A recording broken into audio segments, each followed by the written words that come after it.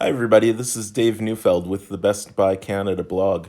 And today I'm taking a look at the Astro A50 wireless gaming headset. Now, the Astro A50 line of headsets has actually been around for quite a while, and this is just the newest iteration. In fact, it is the fourth generation of Astro A50 gaming headsets that have been made available. So, in a lot of respects, it's very similar to the previous Generation 3 model, and actually, I'm very familiar with that Generation 3 model of A50 myself, as that's what I use for my personal headset at home at the moment. So, um, there are a few new improvements, a few quality of life changes in the new headset, though, that we can take a closer look at. Here you can see I'm just showing the mix amp feature. This is one of the best features of the A50 wireless headset. Each side of the ear cup here is actually a button that will allow you to adjust the in-game audio chat versus the voice chat volume on the fly without having to go through additional settings in the game or the hardware. A few more buttons and switches here.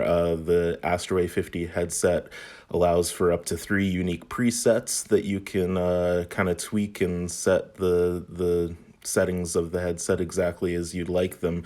To do that, you just have to download the Astro software. It's a free download that you can access and use to customize your headset. And there's also the option to toggle Dolby Atmos on and off as well. The headset is also extremely comfortable. You can see here it's got a lot of flexibility. It's lightweight. There's breathable cushions.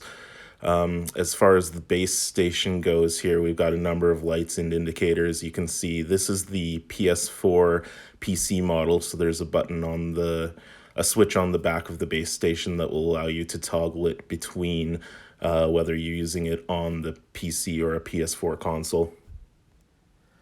Now, to sync and charge the headset, it's just a matter of resting the headset in the base station. You can see here when I place the headset in the base station, it gives me an indication, first of all, that it's synced by flashing the lights, and then it's going to show the charge, and you can see by the flashing lights all the way up to 4 that my headset currently has a full charge. And now I've just brought out actually my Generation A3 model, and as you can see, again, they're very similar in style, but the base station in particular is quite a bit smaller, so that's kind of nice. It takes up a bit less real estate on your desk. And I also found from my experience that the headset seemed to rest in a bit easier. With the Generation 3, I find when I go to charge it or sync it, I always have to kind of fiddle with it a little bit just to make sure it's meeting the charge connections properly. But with the Generation 4, they seem to have improved on that. It's really easy just to rest it in the base station.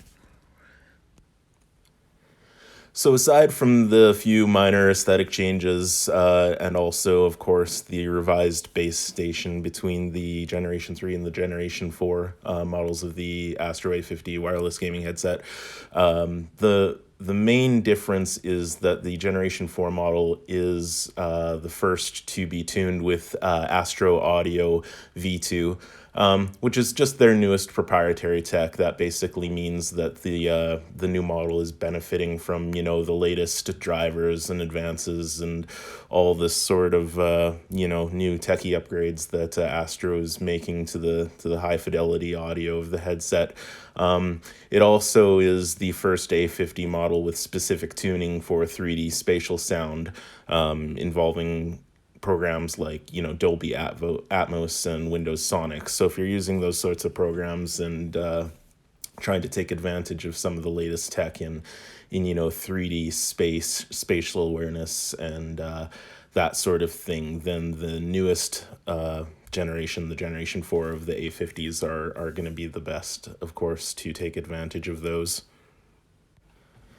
So overall, the improvements are somewhat nominal, but they're definitely there. If you're already an owner like I am, for example, of the Generation 3 model of A50, whether you upgrade or not might be kind of up in the air. The newest generation obviously has some subtle and nice improvements, but whether it's worth investing in a brand new headset.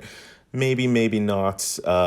The difference is there, but whether or not you really need to, I guess, would be up to you. But of course, if you just are flat out in the market for a new high-end headset, there's no reason not to go for the Generation 4, especially because between the 3 and the 4, they do both tend to still be the same manufacturer's retail price. So there's definitely no reason there not to go for the latest model, which has, as we said, the latest in the tuning with the Astro Audio V2 and the improved base station and just other nice little amenities and things that they have revised as they continue to iterate on the Astro A50 line.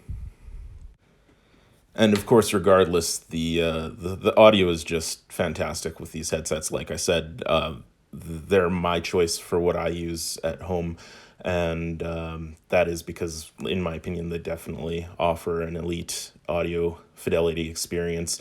Here, as you can see, I'm playing a bit of Control, which is a third-person kind of really moody, atmospheric shooter title, and it just sounds fantastic with the Astro A50s. The enemies in this game, the hiss, they kind of emit this. There's always this kind of background chatter going on, and it just sounds really deep and kind of haunting, and really improves the experience when you have a quality headset like the Astro A50 line. So it's just something that really makes a difference when you're playing something like this that's kind of not only cinematic and theatrical, but also just has that really creepy and aesthetic sound design that benefits from a high quality device. Another thing about the Astro A50 line is that the wireless headsets, they do come in two models. One is compatible with the Xbox One and PC, and the other one is compatible with the PlayStation 4 and the PC. Now, the reason for this is that for the wireless audio chat, that feature is not compatible across both the PlayStation 4 or the Xbox One. So you have to choose one or the other. But the good news is that the in-game audio is actually compatible across all consoles. So even if you have the Xbox One model of the A50, for example, you can plug it into your PlayStation 4 and benefit from the in-game audio. Your microphone just won't work. Your chat won't work.